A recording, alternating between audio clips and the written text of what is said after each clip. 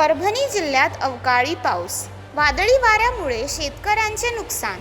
राज्यात 2 दिवस पावसाची शक्यता वर्तवण्यात आली होती.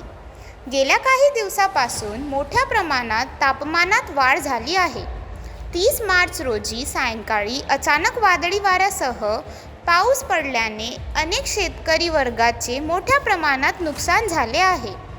वादळी वाऱ्यामुळे गिरगाव शिवारातील शेतकरी जनार्दन बाबासाहेब ताटे गट क्रमांक 159 मध्ये लावलेल्या सोलार पॅनल प्लेटचे नुकसान झाले आहे.